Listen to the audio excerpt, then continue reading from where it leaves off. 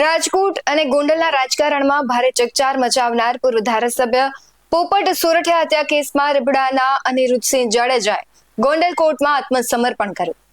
આ કેસમાં સુપ્રીમ કોર્ટે અનિરુદ્ધસિંહને આજીવન કેદની સજા ફટકારી. સુપ્રીમ કોર્ટે અગાઉ તેમને 7 દિવસનો સ્ટે આપ્યો હતો, પરંતુ વાંધા અરજી દાખલ થતા સ્ટે હટાવી લેવામાં આવ્યો. ત્યારે ગઈકાલે સાંજે 8 વાગ્યા સુધીમાં હાજર થવાનો આદેશ આપવામાં આવ્યો હતો અને આદેશનું પાલન કરતા અનિરુદ્ધસિંહે કોર્ટ સમક્ષ હાજર થઈને આત્મસમર્પણ કર્યું. આ ઘટના બાદ રાજકીય વર્તુળોમાં ભારે ગરમાવો આવ્યો છે, પણ આ બધાની વચ્ચે એક સવાલ થઈ રહ્યો છે કે શું અનિરુદ્ધસિંહની ધરપકડ પાછળ કોઈ રાજકીય પરિબળ કામ કરી રહ્યું છે કે શું? આમ તો સૌ કોઈ જાણે છે કે અનિરુદ્ધસિંહ જાડેજાની ધરપકડ થશે તો તેમને હજુ 15 મહિના જેટલો સમય જેલમાં વિતાવવો પડશે. અને હવે આ ધરપકડ થઈ ગઈ છે અને હવે તેમને જેલમાં ખાસો એવો સમય છે વિતાવવો પડશે. આ સમયગાળા દરમિયાન કોને ફાયદો થશે અને અનિરુદ્ધસિંહના વર્ચસ્વનો અંત આવશે કે ઘણા બધા આવા સવાલો છે તે અત્યારે થઈ રહ્યા છે અને આ બધા જ સવાલોની વિગતવાર ચર્ચા કરવી છે.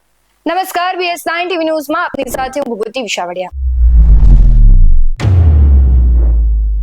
સૌથી પહેલા વાત કરીએ તો 1988ના પોપટ લાખા સોરઠિયા કેસમાં ગોંડલ સેશન્સ કોર્ટે 1994માં અનિરુદ્ધસિંહને પુરાવાના અભાવે નિર્દોષ જાહેર કર્યો. ત્યારબાદ સરકારે ટાડા એક્ટ હેઠળ સુપ્રીમ કોર્ટમાં અપીલ કરી અને સુપ્રીમ કોર્ટે 10 જુલાઈ 1997ના રોજ અનિરુદ્ધસિંહને આજીવન કેદની સજા ફટકારી. જોકે ત્યારબાદ 3 વર્ષે પોલીસે તેને પકડી શકી નહીં, એટલે 2000માં તેમને જેલમાં મોકલી દેવામાં આવ્યા. અનિરુદ્ધસિંહ જાડેજાના પુત્રએ 29 જાન્યુઆરી 2018ના રોજ તાત્કાલિક જેલ IG TS બિષ્ટને પત્ર લખીને માફી પર મુક્ત કરવાની વિનંતી કરી. આ પત્રને ધ્યાનમાં લઈને તેમને જેલમાંથી મુક્ત કરવામાં આવ્યા. એ સમયે અનિરુદ્ધસિંહ જાડેજાએ 18 વર્ષની સજા ભોગવી હતી. આમ અનિરુદ્ધસિંહ જાડેજાને વર્ષ 2018માં સજા માફી આપીને મુક્ત કરવામાં આવ્યા. અનિરુદ્ધસિંહ જાડેજાની આ સજા માફીને રદ કરવા માટે ગુજરાત હાઈકોર્ટમાં મૃતક ધારાસભ્યના પૌત્ર હરેશ સોરઠિયાએ અરજી કરી હતી. 22 ઓગસ્ટે અનિરુદ્ધસિંહ જાડેજાને તાત્કાલિક ધારાસભ્ય પોપટ સોરઠિયા હત્યા કેસમાં 4 અઠવાડિયામાં હાજર થવા હાઈકોર્ટે હુકમ કર્યો. ત્યારે પોપટ સોરઠિયા હત્યા કેસમાં અનિરુદ્ધસિંહ જાડેજાને આજીવન કેદમાંથી મુક્તિ આપવાના જેલ અધિક્ષકના હુકમને ફગાવી અનિરુદ્ધસિંહને સરેન્ડર કરવા આદેશ કરાયો. આ ઉપરાંત દરરોજ હાજરી પુરાવાનો અને પાસપોર્ટ જમા કરાવવાનો પણ આદેશ કરાયો હતો.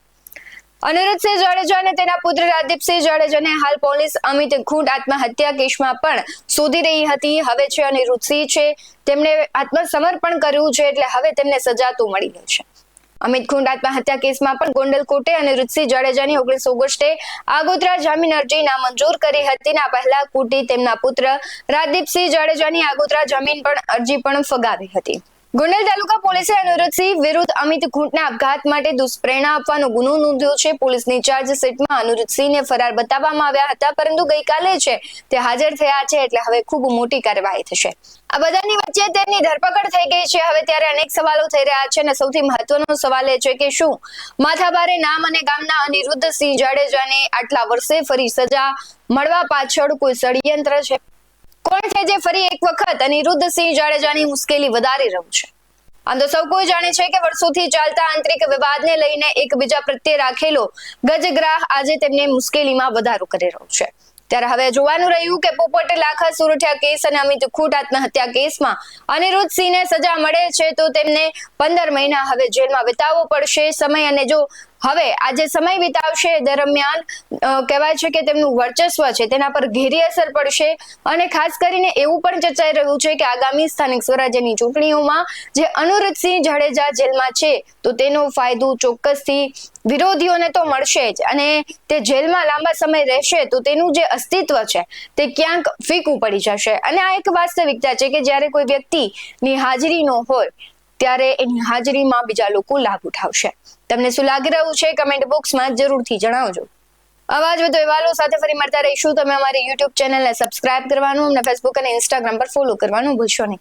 બાકી અમને અપડેટ્સ મેળવવા માટે આપ જોતા રહો BS9 ન્યૂઝ. નમસ્કાર.